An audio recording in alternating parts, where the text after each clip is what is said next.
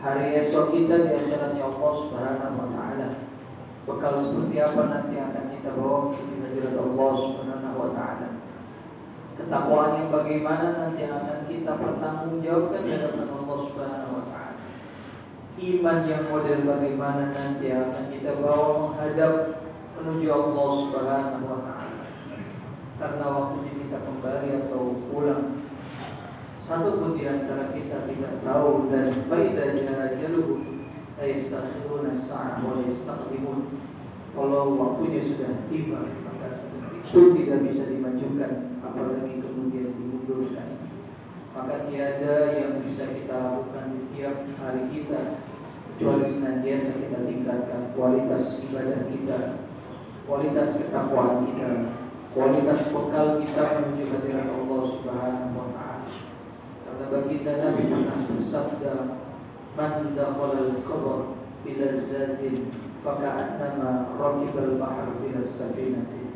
Kok ada orang coba-coba dia pulang ke hadirat Allah, masuk dia ke alam kubur bila zadin, tanpa membawa bekal apapun, maka annama raqibal bahr bila sabinatin, sama seperti dia berniat mengarungi luasnya samudra, tapi dia tidak membawa perahu dan sampan satu batang pun, pasti dia akan tenggelam.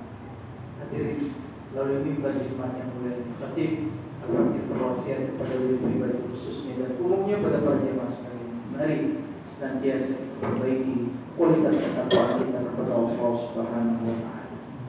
Hadirin jemaah Jumat yang sama dimuliakan oleh Allah Subhanahu wa taala, jauh-jauh baginda Nabi pernah berpesan kepada kita, sering sekali kita dengar hadis hadis khamsan qabla khamsin, siaratlah oleh, persiapkanlah oleh kamu, sambut betul oleh kamu, kuasai oleh kamu, maksimalkan, manfaatkan oleh kamu khamsan qabla khamsin, 5 hal sebelum datang 5 hal yang lain. Apa saja itu? Yang pertama baginda Nabi sampaikan, syababaka qabla haramik. Yang pertama, manfaatkan betul masa muda kita sebelum datang haramik, masa tua kita. Buang jauh-jauh dalam pikiran kita, siapapun yang masih merasa dirinya muda, punya visi panjang ke depan, akan hidup sekian puluh tahun lagi, akan hidup sekian puluh masa lagi, akan hidup kemudian bertahun-tahun ke depan, saya nanti akan ibadah di usia sekian, saya akan sholat nanti ketika sudah pensiun. Wah, itu jauh-jauh. Karena betapa banyak orang yang sudah tua kebalikan, ya lainnya, kenapa enggak dari dulu saya ibadah kepada Allah Subhanahu wa taala? Kenapa tidak dari dulu saya melangkahkan kaki saya untuk melaksanakan ibadah berjamaah di masjid? Sekarang kaki sudah tidak sekuat dulu, kemudian sekarang badan pun harus digandeng oleh saudara, tetangga dan teman. Kepala tidak kuat sujud lama-lama menghadap Allah Subhanahu wa taala. Ya laitani, kenapa tidak dari dulu? Allah sudah jelaskan kepada kita, innahum yarawnahu ba'ida wa narahu qariba. Kebanyakan manusia begitu, hadirin sekalian, panjang visinya ke depan, ba'ida, jauh sekali. Saya nanti ibadah usia sekian, azabnya Allah masih lama, neraka, surga, kematian masih jauh di depan saya. Padahal kata Allah, wa narahu qariba, kalau kami melihatnya pendek, dekat sekali. Wa kam min fata asbaha wa amsha dhahikan wa aqwamu tunsaju fil ghaibi wa huwa la yadri. Imam Syafi'i telah mengatakan, wa kam min fata asbaha wa amsha dhahikan. Betapa banyak anak-anak muda seusia saya mungkin 25, 30 tahun atau lebih, amsa wa asbaha dhahikan, pagi dan sorenya tertawa dia terbahak-bahak, menertawakan masa mudanya, masa kebebasannya, masa keenakannya. Wa asbahu itu bisa bil ghaibi wa huwa la yadri. Sementara kain kafannya sedang ditenun di suatu tempat, wa huwa la yadri, yang dia tidak ketahui. Yang pertama Allah. Yang kedua, wasihataka qabla saqamik, akan datang juga masa sehat kita yang harus kita manfaatkan betul sebelum datang masa sakit kita. Jangan pernah merasa hebat, diri kita tidak akan pernah tertimpa berbagai macam penyakit. Jangan pernah merasa diri kita kuat, anti terhadap penyakit. Hadirin sekalian, kita hadir di tempat ini, fisik dan rohani kita hadir di tempat ini, itu adalah ma'unah, pertolongan dari Allah Subhanahu wa taala. Betapa banyak orang yang badannya sehat, kuat, bisa kemana saja, tapi hatinya belum diketuk oleh Allah Subhanahu wa taala sehingga tidak sampai ke masjid ini. Atau sebaliknya, hatinya pengen, rohaninya pengen ibadah bersama-sama kita di masjid ini, melaksanakan ibadah sholat Jumat, tapi fisiknya belum diberikan kekuatan oleh Allah Subhanahu wa taala. Sementara kita hadirin sekalian, sehat Allah berikan, afiat juga Allah berikan, kesehatan fisik, kesehatan batin Allah berikan. Dengan dua kesehatan itu, kemudian sampai kaki kita melangkah, hati kita tergerak, tangan kita terayun melaksanakan ibadah sholat Jumat di tempat yang kita betul itu semua yang betul. Yang ketiga, waqinaka qabla faqr, akan datang juga masa kaya kita sebelum kemudian diberikan oleh Allah Subhanahu wa taala masa-masa susah, masa-masa fakir, masa-masa miskin kita.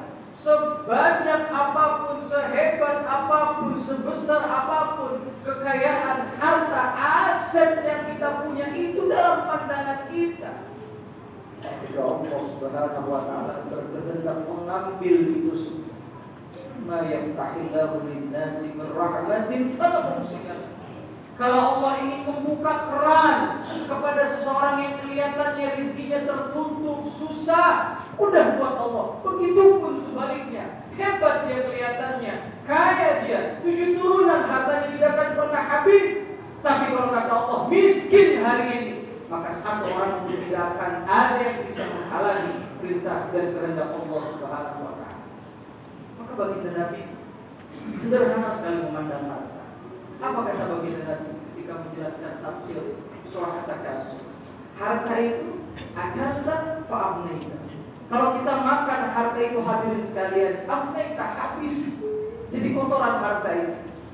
Aula bisa, kalau kita pakai, kita kemudian kenakan jadi baju, fa'abnaita, hancur juga dia. Apa hakikat harta? Tasaddaqta wa ambaita. Harta itu yang kita berikan di jalan Allah, kita sisihkan di jalan Allah, fa'amdaita. Itu adalah hakikat harta kita sesungguhnya di mata Allah Subhanahu wa taala. Nanti yang akan kita bawa menuju hadirat Allah Subhanahu wa taala. Mumpung berikan keleluasaan harta rezeki oleh Allah Subhanahu wa taala. Sisihkan harta itu agar betul-betul harta itu bukan hanya jadi harta kita di dunia, tapi juga jadi harta kita di akhirat Allah Subhanahu wa taala. Yang keempat, wa hayataka qabla mautik, akan datang juga masa hidup kita di saat ini. Sebelum nanti datang masa mati kita yang kita tidak tahu kapan datangnya. Wa kam min sahihin mata bighairi 'iddatin. Betapa banyak orang yang kelihatannya sehat, tua, muda, kemarin masih ngobrol, bicara, bekerja, makan bersama kita. Mata bighairi 'iddatin, tiba-tiba mati begitu saja tanpa kemudian sakit dan lain sebagainya. Tapi proksi kalau kata orang sekarang, angin tujuh kalau kata orang. Tapi betapa banyak juga wakam min saqim asyailah haidadah. Betapa banyak orang yang sakit, bertahun-tahun sakit di rumah, makan di situ, mohon maaf, tidur di situ, buang air di situ. Asyailah haidadah, tapi belum kunjung dicabut nyawanya oleh Allah Subhanahu wa taala. Itu tidak tahu. Tidak diukur dari siapa yang paling banyak penyakit, tidak juga dilihat dari siapa yang paling sembuh, paling tua usianya. Kapanpun Allah memanggil kita harus siap untuk berjumpa dan bertemu kepada Allah Subhanahu wa taala. Karena hakikat hidup kita nanti justru setelah mati. Betapa banyak manusia yang hari ini tertidur, kapan mereka akan bangun?